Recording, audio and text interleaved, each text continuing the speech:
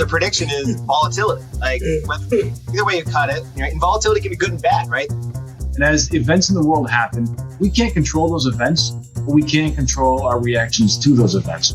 That's Matthew Bartolini, head of SPDR Americas Research at State Street Global Advisors, and Mike Chadwick, president and founder of Chadwick Financial Advisors. We're talking markets, elections, portfolio expectations for investors. I'm David Chikansky. And I'm Dan Weisskopf. Welcome to this inaugural episode of the Think Tank Exchange podcast.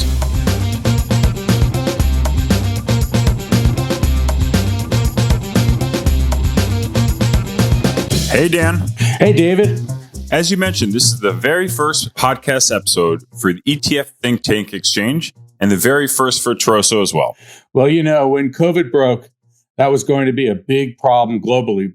But in our slice of the universe, where face-to-face meetings is how we share best practices with the advisors, we needed to stay connected. So we created a live video streamed show to bring in keynote speakers to share their experience. We like to say our value proposition is to enhance yours. And that's how we build trust with advisors who we work with. And this is where we invite you, our listeners, to join the live ETF Think Tank Exchange Thursday mornings. You do have to register. It is free. We'll let you know a little later how you can join the live event. Yeah, so the live show is longer, but more technical. But this show is sponsored by State Street Global Advisors. And let's start by talking about the moment in time that we're experiencing. The election is over. We can all be proud as Americans about how many people voted. I mean, it's a record turnout. Yep. And I know that is really, really exciting to me. I think that people are going to be much more accountable as politicians. And so for that reason, we call it the election special. In the live show, the conversation turned to fiduciary responsibility, not just for advisors, but for holding politicians to the same standard. Mike Venuto, founder and CIO of Toroso, led the questioning.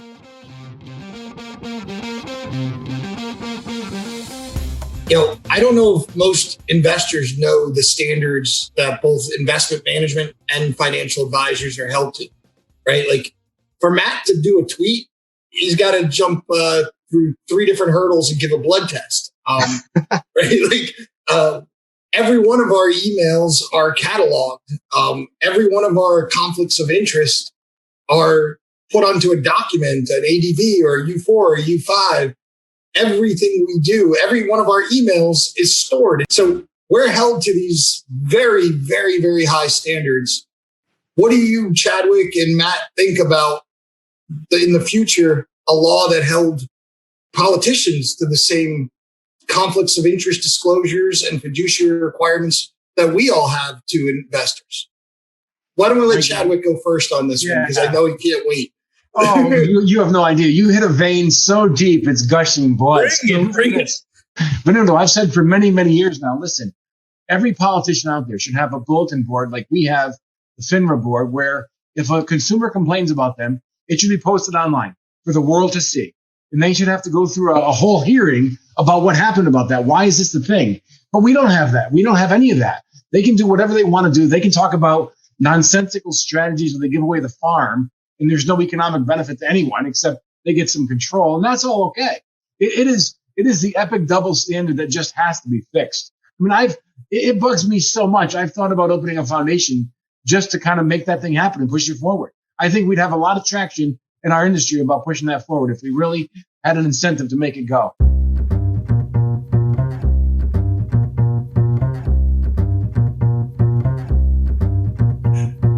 But at the end of the day, I think what has changed and what has made this election so special is that politicians are going to be more accountable. And we think that maybe not as fiduciaries, but they will be voted out in the future, perhaps, if they don't honor the interests of those voting for them.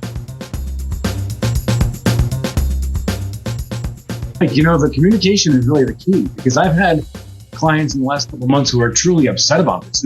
They're so worried about the election. They're telling me, Mike, I can't sleep. I'm twisting and turning all night. You know, can you please give me some words of wisdom, some words of comfort? And then we're happy to do that. That's our role. So That gives them the warm fuzzies. When clients leave our office or when they hang up, we're looking for them to say, Mike, I feel so much better after talking to you. That's the goal. Yeah, I think so. One thing to add on to that is the prediction is volatility. Like either way you cut it, and volatility can be good and bad, right? There's upside volatility. The market could all of a sudden really rally behind a unified government. We saw that back in 2016. I still believe the reason why the futures turned overnight was that the Republicans had both control of the Senate and the House of Representatives with President Trump at the helm of the executive branch. And that presented a unified government where stimulus is likely to be a key focal point and tax cuts. And I think that's why the market rate rallied. You saw the inflation regime take place. Financials did well. Rates started to rise. But, you could have some upside volatility too. And the one thing we continue to say, so elections have short-term impacts, but in the long term, the business cycle, it really impacts company cash flows and stock markets. So we'd be aware that you could see some short-term gyrations. And so if clients are concerned of all of a sudden, wow, my portfolio is down 5%, having this, investor insight and education and understanding of why helps reassure for the long term what may happen. Because again, politics is a short-term market catalyst. Long term, it's the business cycle, it's certain policies, it's monetary policy, and all of those things that will impact asset prices.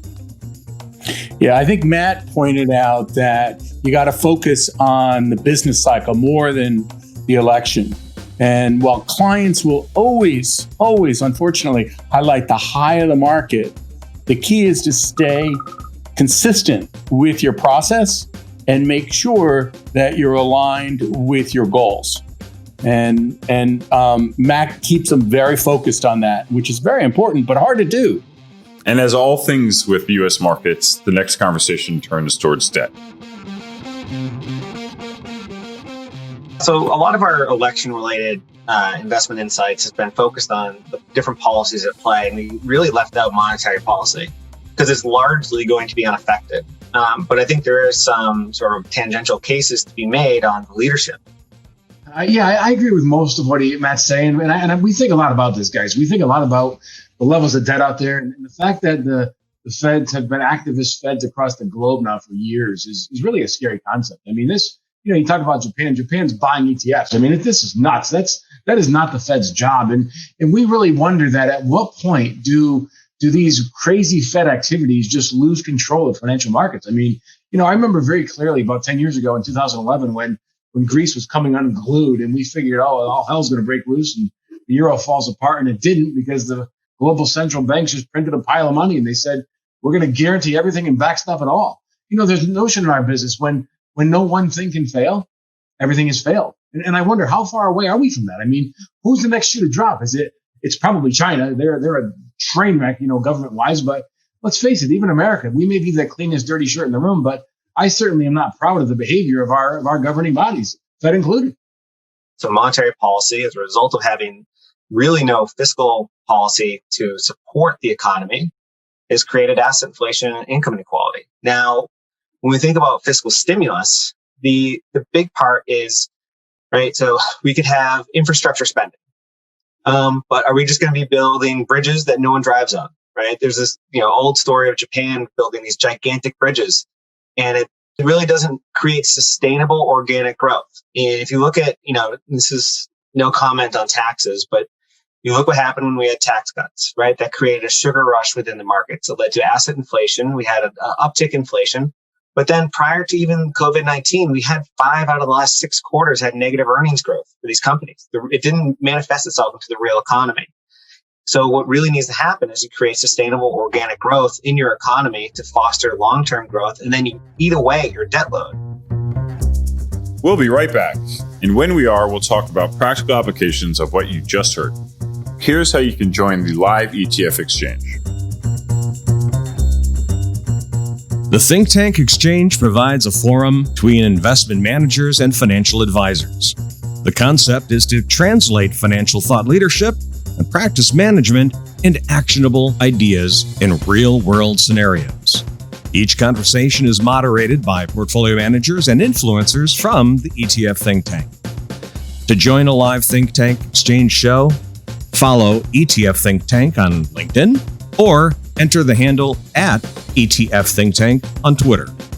At the ETF Think Tank, Our value prop is to enhance yours. So join us.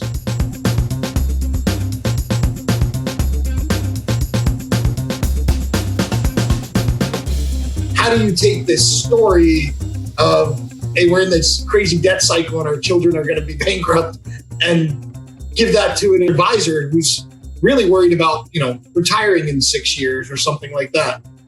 Yeah, no, that's a great point, Bruno. I mean, what we do is we try to tell the client, listen, we're small pawns on a really, really big wheel that's growing round and round really fast. And as events in the world happen, we can't control those events, but we can control our reactions to those events. So the ultimate, end game is going to be a little bit more explosive and exciting for guys like us because we can take full advantage of it. But again, you tell the clients, listen, we're going to pay attention. We're going to, pay attention to what goes on. We're going to make some smart decisions. We're never going to hit any big home runs, but the number one rule, guys, protect the capital, protect the capital, protect the capital, right? Yeah, and I think diversification, right? Going back to discipline, diversification is a form of discipline. And so to a degree, the aspect of protecting that capital can really come through in terms of diversification. And that's a form of discipline in understanding that, like, when stocks are down, hopefully your bonds are up.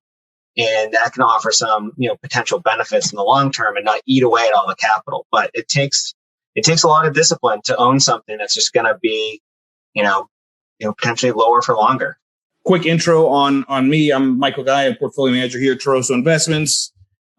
But, it's interesting when you talk about discipline, because I think discipline for most people only applies to taking pain. Because it's very easy to join, when everything's going up and just have the fear of missing out. I mean, there's no discipline needed because, hey, everyone else is making money. You make money, so you don't even think about it, right? And even from the standpoint of diversification, I like what you said, right? That discipline is what gets you diversification. But then I can take the counterpoint and argue that that's probably why most people are not diversified, because most people don't have the discipline to stick to those asset classes or strategies, which over many, many years have been not doing much, right? That have been lagging the broader market. And I know, Chadwick, you and I have talked a lot about this, even from the standpoint of kind of, value investing, right? That to be diversified means to have discipline, but to have discipline means to take the pain when it's not working. Yeah, so I've stolen this from Guyad a lot lately when talking to advisors, is the idea that if you don't have something in your portfolio you hate, long-term treasuries or gold or some long short thing that's not currently working, if you don't have something in your portfolio you hate right now, then you're not diversified. And with the uncertainty that is in our political system, our fiscal system, our monetary system, our health system, I think this is the time to be diversified. So I know, Matt, it's not, you don't really have the portfolio. You're over there looking at the big picture, but in your portfolio, Chadwick, do you hate something there? Is there something? Good. Listen, that is so true. It's crazy. And I think when you talk about discipline, guys, our society needs so much discipline in so many levels. I hate to say it, but we've kind of caved to feelings, and people, the youth today, people have just got to learn to just do the right thing and just push through things. I think we should make our national motto, suck it up. Yeah. I think that it just goes down to, having a process or having a plan is better than not having a process or a plan. Right. I think as long as you can systemically or, for a long term stick with your process, and then I also defend why, it's not working, I think is really instructful. I mean, we obviously have, a lot of different strategies at State Street, and we have some multi-factor ones that include a value bias, right? And also, once you deviate from the market cap weighted paradigm, you inherently are going to be underweight mega cap growth stocks in this environment. And these strategies underperformed in 2020. And we're able to showcase why by just really being honest, like, well, this has a value bent to it, and what hasn't worked this year has been value. And it's like, well, you also have a low volatility exposure to it. It's like, yep, we had a systematic sell-off that it was basically correlations moved to 1 on almost everything. And then all of a sudden we had the Federal Reserve unexpectedly throw trillions of money out of a helicopter and everything just rallied. So what lagged? Well, volatility. And these type of strategies are not trading strategies. These are for long-term to sort of, navigate through market cycles, long-term time horizons. And as long as you can be honest within clients of like why it's not working, that's a form of discipline that I think creates more client engagement and is helpful in the long term for everybody involved. Diversification and rebalancing are really your two primary tools to protect against capital loss. Yeah, I thought it was a great point about discipline. And we keep on printing money, but now we're now at a juncture where the question becomes, does it ever stop? Unfortunately, I think it's going to continue. And politicians are going to have to figure out, the whole issue of monetary policy and fiscal policy and the correct balance, or everybody's going to continue to look for that next $1 trillion plan. All right. So at the end of each live show for the ETF Think Tank Exchange, we like to end on a lighter note. Again, Mike Venuto will step us through that. Matt, we really want to thank you for sponsoring and providing so much content today. The idea behind what we do at the Think Tank is really connecting our community of advisors and investment management and making the world better. Finance is not a dirty industry, right? But there is this misconception, right? So one thing I like to do is going forward, we'd like to end all these shows with talking just briefly about a charity. And we asked Chadwick just to give us one today that we can end on a very positive note as we go into a couple weeks of volatility. So Matt, thank you. And Chadwick, why don't you close this out? Thanks, Mike. I'm all for the Humane Society, folks. I'm a big lover of animals, as was my mom. And I think we, as a society, could do certainly a better job with all the poor stray little animals running around our cities and countries that don't have a home. And they're living out in the streets and they're living in little shacks when it's really, really cold and bad outside. So if there's any benevolence in anyone here, please push it out to the animals. Matt, your closing thoughts, and we'll wrap up here, my friend. Yeah, no, this is great. Thank you for having me on, and I thought this was a great session. I think it shows how we're trying to stay communicated in a new environment. And I would just say, for investors, buckle up. It's going to be a wild ride. It's going to be a wild ride to the end of the year. We still have other things that are going to impact portfolios other than the election. Obviously, the pandemic, the path and pace of our economy. So just being aware of these macro forces, I think, will help you get through the day. All right, Gaia, do you want the last word? I'll use my cliche talking about, since it's a lot of discipline in this conversation. I keep using this line: your ability to stick to a strategy matters more than the strategy itself. That's how you get discipline. So with that said, thank you all for joining this edition of Think Tank Exchange. Special thanks again to Matt, Chadwick, and State Street, and we'll see you next week. That is sound perspective. Yep. And as we wrap the podcast episode up, we want to remind you to join live Think Tank Exchange Thursday mornings. And if you want to learn more about Toroso or how we can help you in your practice, please visit etfthinktank.com or call us direct at 1-844-9-TOROSO. And you can find us on LinkedIn and Twitter. And that's because our value proposition is to enhance yours. I'm Dan Weiskopf. And I'm David Jakinski. Until next time, take care.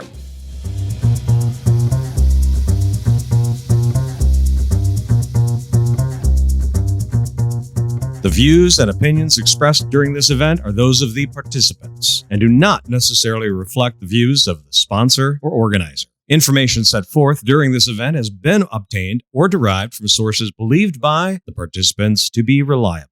However, neither the sponsor nor the organizer make any representation or warranty, express or implied, as to the information's accuracy or completeness, nor does the sponsor organizer recommend that the information shared during this event serve as the basis of any investment decision, and it has been provided to you solely for informational purposes only, and does not constitute an offer or solicitation of an offer or any advice or recommendation to purchase any securities other than financial instruments, and may not be construed as such. November 2020.